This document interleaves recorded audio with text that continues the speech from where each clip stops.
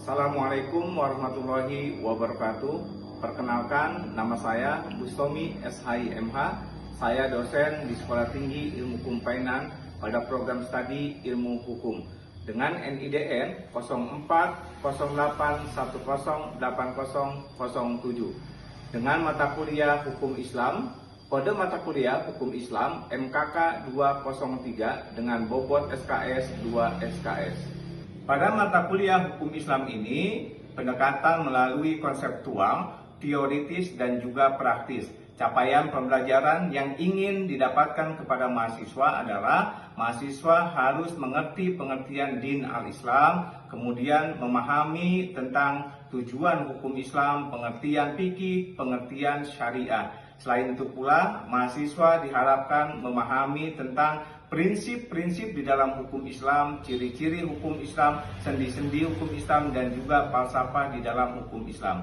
Setelah ujian tengah semester, kemudian mahasiswa mendapatkan materi yang berkaitan tentang sejarah perkembangan hukum Islam yang ada di dunia dan juga ada di Indonesia. Kemudian hubungan antara hukum Islam dengan hukum positif Indonesia, kemudian hukum Islam dengan hukum adat atau dikenal dengan adat re. Selain itu, nanti materi yang diberikan kepada mahasiswa yang berkaitan tentang hukum kekeluargaan di dalam Islam, kemudian perkawinan di dalam Islam menurut Undang-Undang Nomor 1 Tahun 1974. Dan yang terakhir, materi yang disampaikan kepada mahasiswa harus memahami, mahasiswa harus mengerti berkaitan tentang hukum acara peradilan agama. Pada hakikatnya, menurut Undang-Undang Kehakiman, bahwa seluruh pengadilan sama, hanya saja kompetensi dan juga kekuasaannya yang berbeda.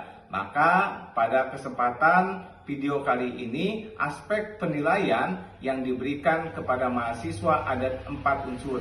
Yang pertama adalah aspek kehadiran 10%, kemudian aspek tugas 15%, ujian tengah semester 35%, kemudian ujian akhir semester 40%. Sehingga jika diakumulasi keseluruhan, jumlah penilaian semuanya adalah 100%. Pada mata kuliah Hukum Islam ini, model pembelajaran menggunakan Student Centered Learning, di mana memenuhi kompetensi DIA, yaitu Delivery, Interaction, and Assessment. Dan juga pada mata kuliah ini menggunakan metode Delivery Learning. Ketika mahasiswa diberikan tugas pembuatan makalah secara ilmiah, mempertanggungjawabkan secara ilmiah, kemudian mempresentasikan di dalam kelas, mahasiswa menemukan problem based learning, kemudian mahasiswa juga harus menjawab apa-apa yang kemudian ditemukan di tengah-tengah masyarakat. Semoga ini menjadi manfaat sehingga ini menjadi outcome yang baik bagi seluruh lapisan masyarakat. Video ini dibuat untuk memenuhi persyaratan sertifikasi dosen. Baik, Assalamualaikum warahmatullahi wabarakatuh. Waalaikumsalam warahmatullahi wabarakatuh. Alhamdulillah, bagaimana kabarnya anak sehat semuanya? Sudah sarapan semuanya? Sudah. Karena kenapa? Karena sarapan itu penting, gitu kan, untuk memperkuat daya tahan tubuh kita. Apalagi hari ini kalian akan kuliah dari pagi sampai siang, ya, sehingga apa? Sehingga tubuh ini harus ada energi, tubuh ini membutuhkan apa? Asupan-asupan makanan, sehingga mudah-mudahan dengan seperti itu kalian bisa mencapai apa yang nanti Bapak sampaikan pada mata kuliah Hukum Islam. Karena ya ada adendum yang mengatakan al-aqlus salim fi jismi salim. Artinya apa? Pada angka yang sehat kemudian terdapat badan yang sehat, ya.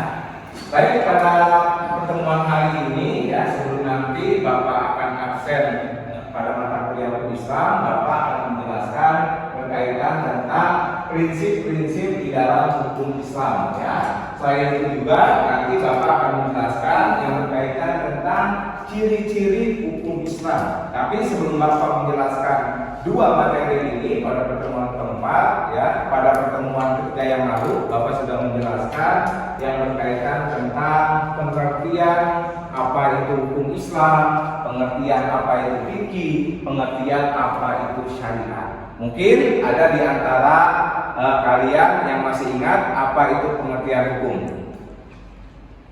Pak, izin jawab Pak. Ya, silakan. Hukum Islam adalah hukum yang didasarkan pada ajaran agama Islam yang membentuk atau merujuk bagian dari tradisi Islam dan berasal dari ajaran agama Islam yang didasarkan pada kitab suci atau Al-Quran. Baik, terima kasih. Ada yang mau jawab lagi? Apa pengertian hukum Islam? Ya, silakan. Hukum Islam adalah hukum yang berasal dari agama Islam yang diturunkan oleh Allah untuk kemaslahatan hamba-hambanya di dunia dan akhirat. Baik, terima kasih. Terus buat teman kalian. Ya, jadi masih ingat ya materi yang tadi sudah disampaikan oleh Bapak. Mudah-mudahan materi hari ini juga bisa dipahami dan juga bisa dimengerti. Sebelum Bapak menjelaskan, baik terlebih dahulu Bapak akan absen ya. Jadi nanti ketika Bapak absen, ada di antara kalian disebutkan namanya, kemudian acungkan tangannya. Bisa dipahami? Ya.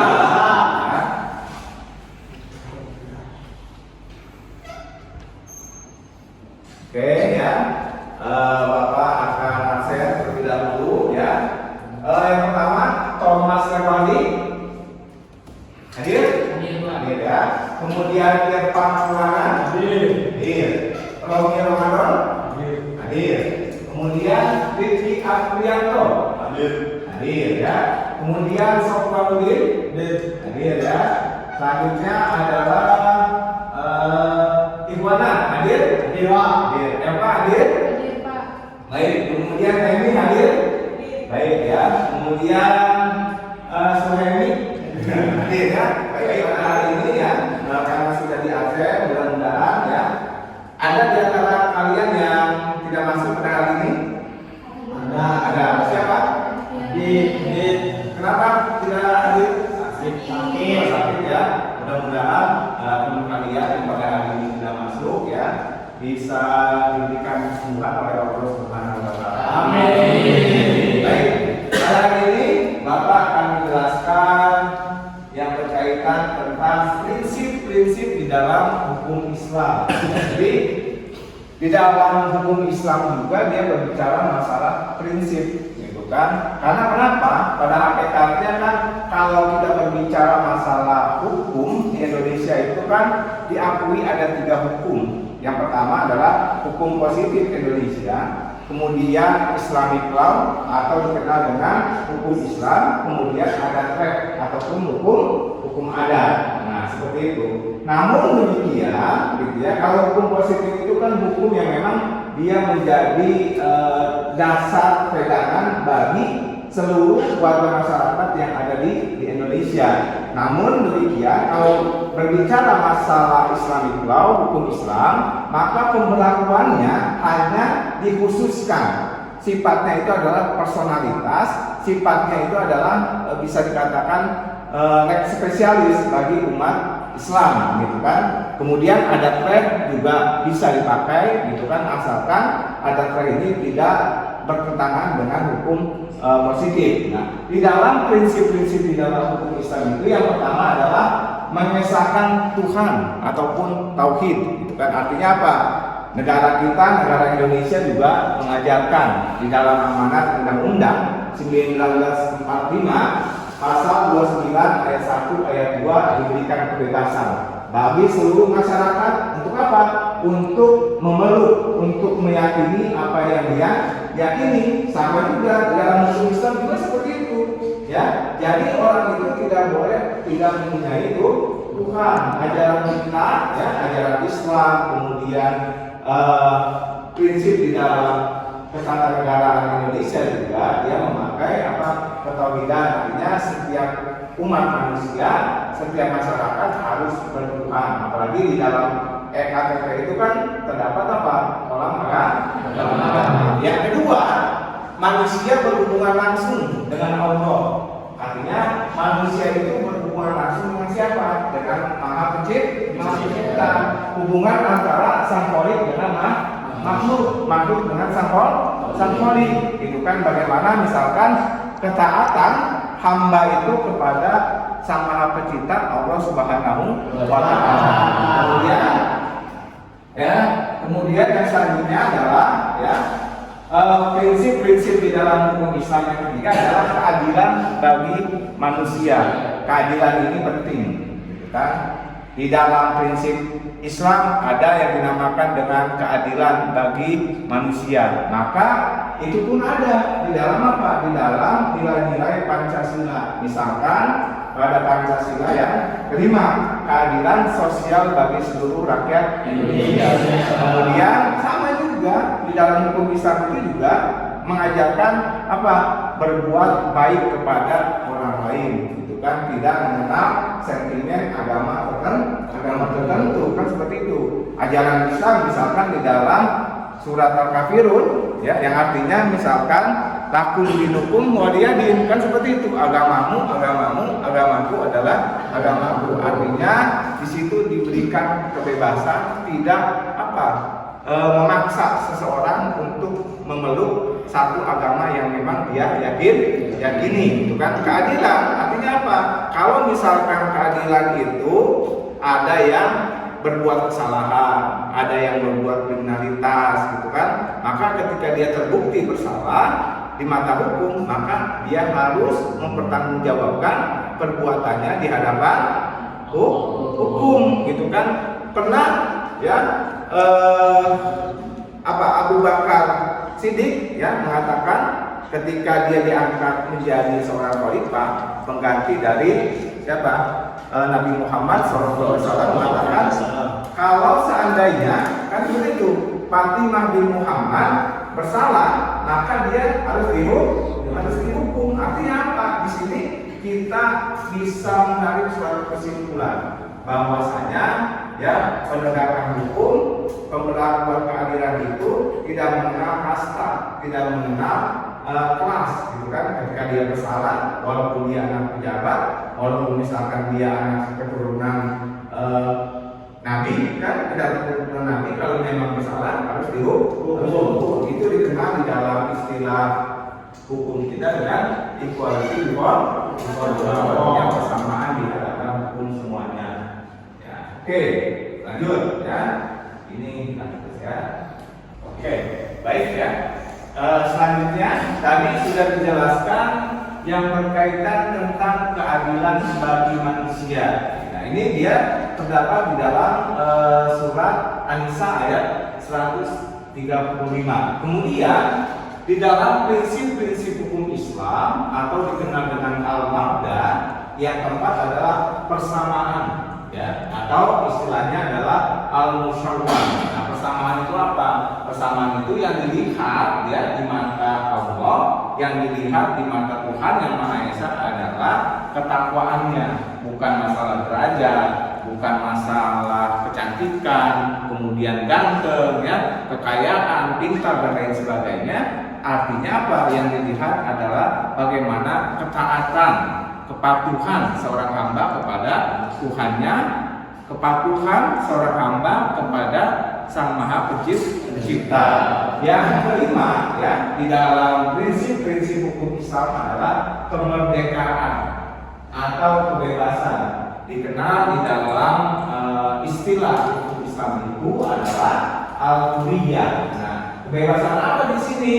Meliputi di antaranya adalah kebebasan agama, kemudian kebebasan berbuat dan bertindak, kemudian kebebasan pribadi dalam batas-batas yang memang sudah diatur di dalam hukum, gitu kan. Karena kuliah kita, mata kuliah hukum Islam ini tentunya kita harus memakai sesuai dengan sumber-sumber hukum, hierarki hukum yang ada di dalam hukum Islam. Ada yang tahu sumber hukum Islam itu ada berapa? Ada yang tahu sumber hukum Islam? Soalnya sumber hukum Islam itu ada berapa? Ada empat. Yang pertama Al-Quran, yang kedua hadis, yang ketiga ya, yang keempat ijtihad. Nah, ini yang kemudian menjadi apa? Menjadi patokan, gitu kan, bahwasanya kita itu ya dalam berkehidupan ya berdasarkan aturan-aturan yang memang sudah ditetapkan oleh Allah sudah dicontohkan oleh Rasulullah, kemudian sudah sudah dipatwakan oleh para ulama-ulama yang mengerti, yang paham akan ilmu tafsir, kemudian ilmu hadis ya. Dan selanjutnya ya, di dalam prinsip-prinsip hukum Islam itu adalah amal ma'ruf nahi munkar. Amal ma'ruf nahi munkar ini kan ketika kita melihat suatu kejahatan, ketika kita melihat suatu kriminalitas, maka kita harus mencegah, gitu kan? Ketika ada orang yang berbuat ya, melakukan tindak pidana, melakukan perbuatan yang menyimpang dari aturan-aturan, maka kita sebagai hamba, maka kita sebagai masyarakat harus memberitahu, gitu kan, bahwa perbuatan itu adalah perbuatan yang dilarang oleh agama, bahwa perbuatan itu kemudian dilarang oleh aturan-aturan negara. Rasulullah SAW ya pernah bersabda, gitu kan, kalau kita melihat suatu kemungkaran, kalau kita melihat kriminalitas, kejahatan, maka kita harus cegah. Yang pertama, kita cegah dengan kekuasaan. Kalau kita sebagai seorang pejabat. Kemudian kita melalui apa? Melalui tangan kita. Ya, artinya tangan kita itu tadi kekuasaan. Kemudian melalui lisan kita. Ya, kemudian melalui apa? Melalui doa kita. Artinya apa? Agar orang tersebut kemudian tidak mengulangi kejahatan lagi, tidak mengulangi lagi perbuatan kriminalitas. Yang selanjutnya, prinsip di dalam hukum Islam itu adalah tolong menolong atau dikenal dengan at-ta'awun. Ya, kemudian yang kedelapan, ya, di dalam sebuah prinsip hukum Islam adalah toleransi beragama. Apa yang kemudian dinamakan ya toleransi beragama. Di dalam surat Al-Kafirun ayat 14 mengatakan lakum dinukum waliyadin. Artinya apa? Lakum dinukum waliyadin, agamamu, agamaku adalah agamaku. Artinya apa? Tidak boleh kita mempunyai kehendak agar orang itu memeluk apa yang kita yakini. Karena apa? Karena dia mempunyai kebebasan untuk memilih apa yang dia yakini. Dia memiliki kebebasan untuk apa? Untuk menjalankan ibadah apa yang dia sudah pilih agama itu. Nah, ini sejalan dengan apa? Dengan amanah Undang-Undang 1945 pasal 29 ayat 1 dan 2, di mana ayat 2-nya bahwa negara ya menjamin setiap warga masyarakat ya bagi mereka yang memilih memeluk agama yang dia yakini dan dijamin keselamatannya ketika dia melakukan ibadah. Yang salah itu adalah toleransi beragama itu apa? Yang bagus yaitu tidak mengganggu ketika ada umat beragama sedang beribadah, kemudian kita tidak meneror, kemudian kita tidak mengganggu aktivitas ibadah dia. Itu adalah toleransi beragama yang benar, ya, melalui perspektif hukum Islam dan juga menurut pasal 29 ayat 2. Dan selanjutnya adalah al-musyawarah, memecahkan suatu permasalahan yang ada. Nah, karena misalkan apa? Wasyawirhum billati hiya ahsan. Bermusyawarahlah kalian untuk menemukan apa? Jalan yang terbaik. Nilai Pancasila yang keempat ada yang apa? Sila keempat di dalam Pancasila ada yang apa? Ada? Silakan. Ada yang apa? Ya, silakan. Pancasila yang keempat yaitu kerakyatan yang dipimpin oleh hikmat dalam kebijaksanaan permusyawaratan dan perwakilan. Oke, artinya apa?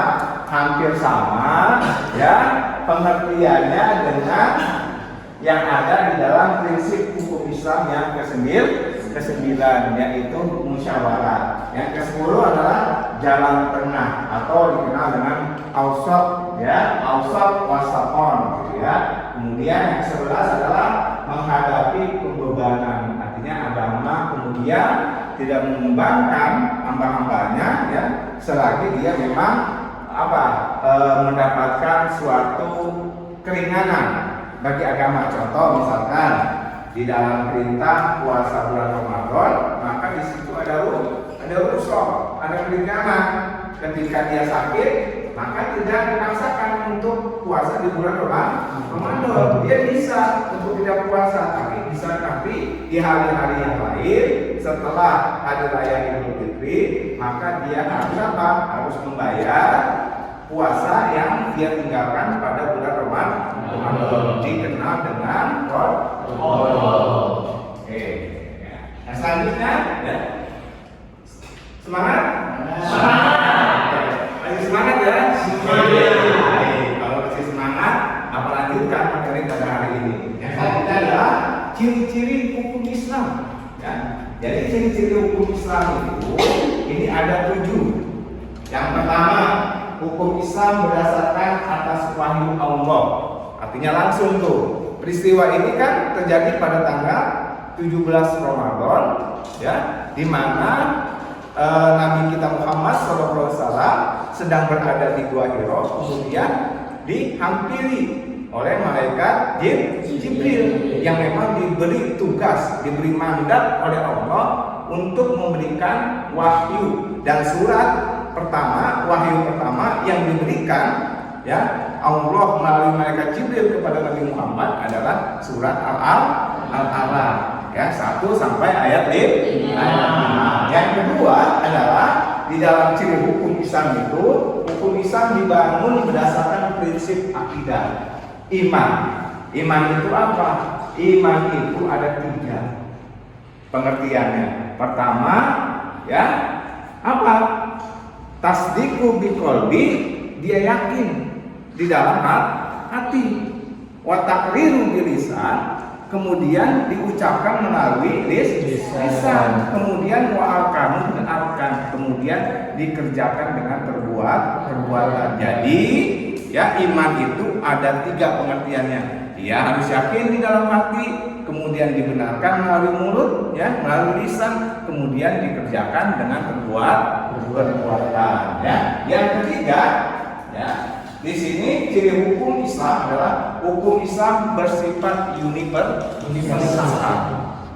Artinya apa? Hukum Islam bersifat universal. Artinya pembelakuan di dalam hukum Islam, Al-Quran, hadis tidak disekat, tidak dibatasi oleh benua, tidak dibatasi oleh negara, tidak dibatasi oleh provinsi. Semuanya sama pembelakuannya. Contoh, ambil contoh misalkan, ya, yaitu sholat 5 waktu dalam 1 hari. Misalkan sholat maghrib bilangannya adalah 3 rakaat. Umat Muslim yang ada di Indonesia, dia pasti melaksanakan sholat maghrib itu bilangannya 3 rakaat. Maka orang Muslim yang ada di benua Amerika demikian sama, dia dalam melaksanakan, ya, sholat maghrib ya 3 rakaat. Itu contoh sederhana pembelakuan bahwa hukum Islam itu berlaku secara universal, ya.